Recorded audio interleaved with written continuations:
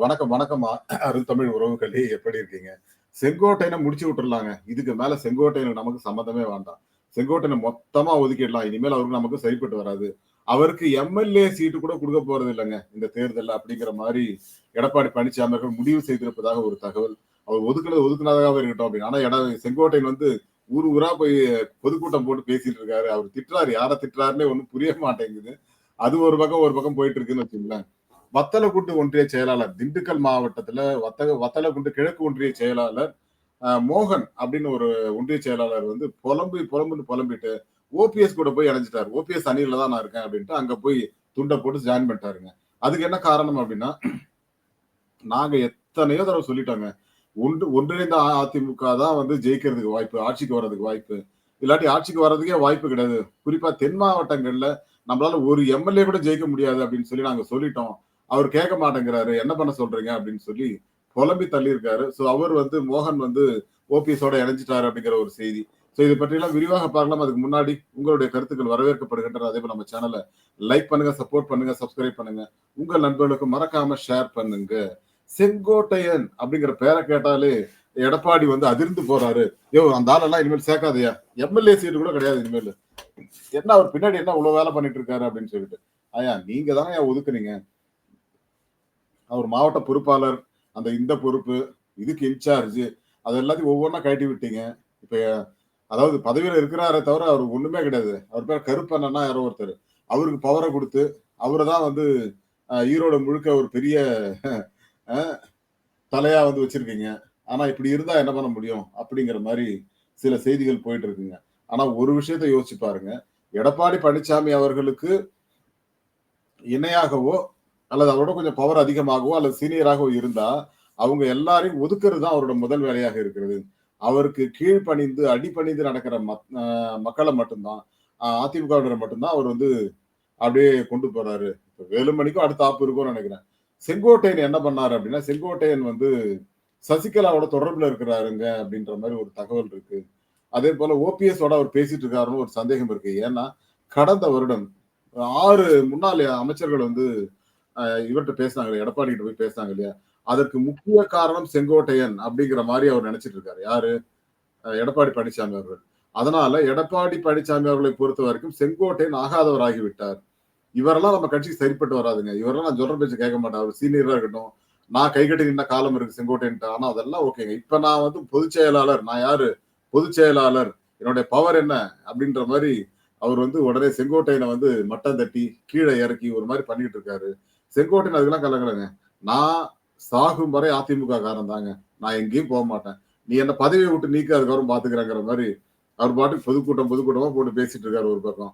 இன்னைக்கு கூட ஒரு மாபெரும் பொதுக்கூட்டம் அதிமுகவோட கூட்டம் வந்து நடந்துட்டு இருக்கு. எடப்பாடி அவர்கள் பேசிட்டு இருக்காரு நினைக்கிறேன் இப்போ. ஆனா செங்கோட்டையன் அங்க வரவே இல்லை. செங்கோட்டையன் இப்போ வரைக்கும் வரல. எந்த கூட்டத்திலும் கலந்துக்கிறது இல்லை. அவர் பாட்டு அவர் ஒரு பொதுக்கூட்டத்தை நடத்திட்டு இருக்காரு. நீங்க வாங்க எங்க ஏரியாவுக்கு, என் ஏரியா முடிஞ்சா என் ஏரியாவுக்கு வந்து பாரு அப்படிங்கிற மாதிரி செங்கோட்டையன் நடந்துட்டு இருக்காரு. அதனால செங்கோட்டையனை எப்படியா ஒதுக்கிடலாங்க. இனிமேல் அவரு ஓய்வு பெற்ற தலைவராக இருக்கட்டும். சீனியர் எல்லாம் நமக்கு வேண்டாம், இளைஞர்களுக்கு வாய்ப்பு கொடுப்போம். அதனால செங்கோட்டையெல்லாம் சீட்டு கிடையாது ஈரோடுல அப்படிங்கிற மாதிரி ஒரு மூவ் செய்திருப்பதாக தகவல். அது செங்கோட்டையன் காதுக்கும் போயிருக்கிறது. அதுக்குதான் ஒரு புலம்புன்னு புலம்பிட்டு இருக்காருங்க. ஆமா, இனிமேல் கட்சி இந்த மாதிரிலாம் இருந்ததுன்னா பாதாளத்துக்கு போயிருந்து அவரு ஒரு பக்கம் புலம்பிட்டு இருக்காரு. அதே போல வேலுமணி, தங்கமணி இவங்கெல்லாம் கூட கொஞ்சம் மன உளைச்சல்ல இருக்கிற மாதிரி தான் சொல்லிக்கிட்டு இருக்காங்க. ஆனா அவங்க எல்லாம் பெருசா வெளியில காட்டிக்கல காட்டுறாங்க. இப்ப நீங்க அந்த கூட்டத்துல கூட பாத்தீங்கன்னா இவங்க அந்த தக்காளி நம்ம திண்டுக்கல் சீனிவாசன் இவங்க எல்லாம் தான் பெரிய தலங்கள் மாதிரி அங்க ஓடிட்டு இருக்காங்க. பட் மத்தவங்கள வேலுமணி எல்லாம் பெருசா ஒன்றும் காணும். ஏன்னா இவங்க எல்லாம் ஒன்றும் கோத்தடிக்கிறது இருக்காரு. நான் கட்சியில இருக்காரு, நான் இல்லைன்னு சொல்ல. பட் அவருக்கான மதிப்பு மரியாதை கொஞ்சம் குறைந்து கொண்டே வருகிறது அப்படிங்கிற மாதிரி தான் இருக்கு. செங்கோட்டையனுக்கு அடுத்து வேற யார கட்சி விட்டு தள்ளி வைக்க போறாரு அப்படிங்கிற மாதிரிதான் ஓடிட்டு இருக்குங்க. எடப்பாடி பழனிசாமி அவர்களை பொறுத்த வரைக்கும் தனக்கு கீழ் பணிந்து நடப்பவர்களை மட்டும்தான் அவர் வந்து நடிப்பவர்கள் தான். ஆமா, உண்மையில அப்படிதான் நடிக்கிறாங்க. நடப்பவர்கள் கூட நடிக்கிறவங்கள தான் கட்சியில வச்சிருக்காரு. மத்தவங்க எல்லாரையும் ஒதுக்குறாரு. இப்போ ஓபிஎஸ் ஒதுக்குனாரு, டிடிவி தினகரன் ஒதுக்குனாரு, சசிகலாவை ஒதுக்குனார். சசிகலா வந்து பதவியை கொடுத்தவங்க, முதலமைச்சர் பதவி கொடுத்தவங்க. அவங்களுக்கே இந்த நிலைமையா அப்படிங்கிற மாதிரி இருக்கு. பட் இது எல்லாமே எடப்பாடி, அதாவதுங்க அமாவாசை அந்த சத்யராஜ் நடிச்சாரு அந்த கேரக்டர், அதே மாதிரி தான் கொஞ்சம் கொஞ்சமா வளர்ந்து அவங்க காலில் விழுந்து வணங்கி கால் படுத்து தள்ளி நில்லு அப்படிங்கிற மாதிரி சசிகலா, டிடி தினகரன், ஓபிஎஸ் எல்லாம் தள்ளி தள்ளி நிக்க வச்சுட்டாரு. இப்ப ஒரு முழு அமாவாசையாக உருவாகி இருக்கிறார் அப்படின்னு. அவரு சொல்றாரு செந்தில் பாலாஜி தான் அமாவாசை கேரக்டர் அப்படின்னு. உண்மையிலே எடப்பாடி தான் அமாவாசை கேரக்டருங்க. அவ்வளவு அழகா பண்ணியிருக்காரு. இன்னொரு முக்கியமான விஷயம் என்ன அப்படின்னு கேட்டீங்கன்னா, செந்தில் பாலாஜி அவர்களோட பதவிக்கு அண்ணாமலை வந்து ஏதோ ஆப்பு வைக்கணும்னு ஏதோ ஒரு முயற்சி பண்றாரு. அதான் நம்ம தனியா பேசுவோம். ஏன்னா ஈரோடுல வந்து கொங்கு மண்டலத்துல இருக்கிற கொங்கு வேளாளர்கள் சமூகம் வந்து எல்லாம் ஒன்னா இருக்கிறாங்க அப்படின்னு சொல்றாங்க. இல்லைங்க, எல்லாருமே தனித்தனியா தான் இருக்காங்க. எந்த கட்சியும் யாரையும் விட்டு கொடுக்காது அப்படிங்கிறது தான் உண்மை. அதே போல இன்னொரு முக்கியமான விஷயம் என்ன அப்படின்னு கேட்டீங்கன்னா, முன்னாள் அமைச்சர்கள் எல்லாரும் அமைச்சராகணும்னு ஆசைப்படுறாங்க. அமைச்சராகணும்னு ஆசைப்படணும்னா ஒன்றிணைந்த அதிமுக தான் சரியாக இருக்கும் அப்படிங்கிறத செங்கோட்டையன் முன்ன பதிவு பண்ணதே அவர் தான். 6 பேரை கூட்டு போனவர் அவர் தான். எல்லாரும் தானே போனீங்கப்பா, விஸ்வநாதன்ல இருந்து எல்லாரும் தானே போனீங்க, வேலுமணி எல்லாரும் தானே போனீங்க.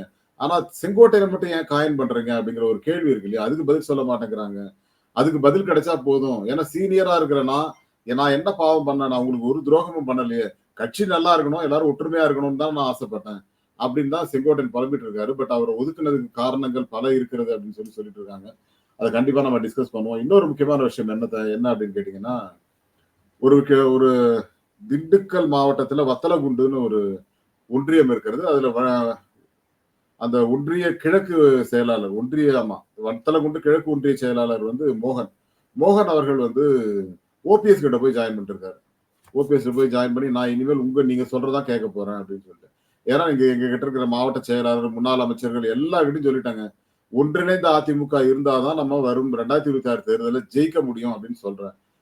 எடப்பாடி கேட்க மாட்டேங்கிறார். நாங்க ஒரு தடவை சொல்லலாம், 100 தடவை சொல்லலாம், எத்தனை தடவை சொல்லிட்டு இருக்கிறது. அதாவது சொல்றத கேட்கறவனை நம்பலாம், ஆனா கேட்காம நடிக்கிறவனை நம்ம வந்து நம்ப வைக்கவே முடியாது. அதனால எடப்பாடி எவ்வளவு சொன்னாலும் கேட்க மாட்டேங்கிறாரு.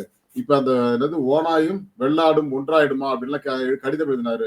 இதுக்கு மேல அவரை நம்பி பிரயோஜனம் இல்லைங்கிறதா ஓபிஎஸ் கிட்ட வந்துட்டேன் அப்படின்னு சொல்லி ஓபிஎஸ் கிட்ட போயிருக்காரு. இதுல என்ன தெரியுது அப்படின்னா, அதிமுகவை சுக்குநூறாக்குவதில் எடப்பாடி வந்து நம்பர் 1 இருக்காரோ அப்படிங்கிற ஒரு சந்தேகத்தை இது ஏற்படுத்தி இருக்கிறது. அதிமுக வந்து பல நூறு சுக்கா உடையுது அப்படிங்கிறது வந்து பார்த்துட்டே இருக்கும். இப்ப அதிமுகவை வந்து ஏதாவது பண்ணணும் அப்படிங்கிற வகையில அமித்ஷா வரை ஏதோ பண்ணிட்டு இருக்காரு. கேட்டா நாங்க 2026 நாங்க தான் ஆட்சிக்கு வர போறோங்கிறாரு அமித்ஷா. அப்போ அவங்க தனியா நிக்க போறாங்கன்னு தெரிஞ்சு போச்சு. அதிமுக தனியா நிக்க போகுது, விஜய் கட்சி தனியா நிக்குது, நாம் தமிழர் தனியா நிக்கிறாங்க. அப்ப திமுக சாதகமாகத்தான் சூழல் உருவாகி கொண்டிருக்கிறது அப்படிங்கிறது. பட் அதிமுக ஒருங்கிணைந்த அதிமுகவாக இருந்து செயல்பட்டால் நிச்சயமா ஒரு டஃப் ஃபைட் கொடுக்கலாம் திமுகவுக்கு. ஏன் ஆட்சிக்கு கூட வரலாம். பாமக, தேமுதிக ஒருங்கிணைந்த அதிமுக இருந்தது அப்படின்னா அதிமுக ஆட்சி கூட வரலாம். பட் ஆனா அதற்கு இறங்கியே வரமாட்டேங்கிறாரு எடப்பாடி. அதுக்கு என்ன பண்ண முடியும் அப்படிங்கிறது தான் மோகன் சொல்றாரு. ஒரு நிறைய புலம்பிட்டு, ஐயா நீங்க தான் எங்களை காப்பாற்றணும், அதிமுகவை நீங்க தான் காப்பாற்றணும், அவர் வந்து அங்க வந்திருக்காரு. அவரோட நம்பிக்கை அது, நம்ம ஒன்றும் பண்ண முடியாது. பட் ஓபிஎஸ்க்கு அந்த அளவுக்கு தகுதி இருக்கா, இல்ல ஒரு அடுத்த கட்டத்தை நோக்கி நகர்த்த முடியுமா அப்படின்னா கண்டிப்பா அதிமுக ஒன்றிணையும். அப்போ ஓபிஎஸ் ஒரு பெரிய இடத்துல இருப்பாரு அப்படிங்கிற நம்பிக்கையில மோகன் வந்திருக்காரு. ஏற்கனவே ஓபிஎஸ் சொல்லிட்டாரு, நான் டிடிவி தினகரன், சசிகலாமா எல்லாரும் பேசிக்கிட்டு தாங்க இருக்கோம். நீங்க நிபந்தனையற்ற எந்த ஒரு நிபந்தனையும் கிடையாது, நீங்க எங்களை அதிமுக சேர்த்துங்கன்னு நாங்க சொல்றோம் தான் ஓபிஎஸ் சொல்லிட்டு இருக்காரு. பட் ஆனா அது காதிலே வாங்க மாட்டேங்கிறார் எடப்பாடி. சோ அதனால வந்து ஏதாவது ஒரு நல்ல வழியை காட்டுங்க, அப்பதான் அதிமுகவுக்கு நல்லது. 2026 தேர்தல கண்டிப்பா ஆட்சிக்கு வரணும் அப்படின்னா ஒருங்கிணைந்த அதிமுகவாக அது இருக்க வேண்டும் அப்படின்னு சொல்லி எல்லாரும் புலம்பிக்கிட்டு இருக்காங்க. ஏதாவது ஒண்ணு பண்ணுங்கன்னு சொல்றாங்க. ஆனா இவங்க யாருமே காதல வாங்க மாட்டேங்கிறாங்களே, என்ன பண்றதுன்னு தெரியலன்னு சொல்லி ஒரு பக்கம் புலம்பிட்டு இருக்காங்க. பொறுத்திருந்து பார்ப்போம். செங்கோட்டையனை வந்து கட்சிக்குள்ள வந்து ஆக்டிவா வைக்க போறாங்களா இல்ல ஒதுக்க போறாங்களா அப்படிங்கிறது வந்து எடப்பாடி அவர்கள் கையில தான் இருக்கு. எடப்பாடி என்ன செய்ய போகிறார், செங்கோட்டையன் என்ன செய்ய போகிறார் அப்படிங்கிறது வருங்காலம் தான் நமக்கு பதில் சொல்ல வேண்டும். மீண்டும் ஒரு நல்ல தலைப்போடு சந்திக்கலாம். Thank you all and bye to everyone. Thank you.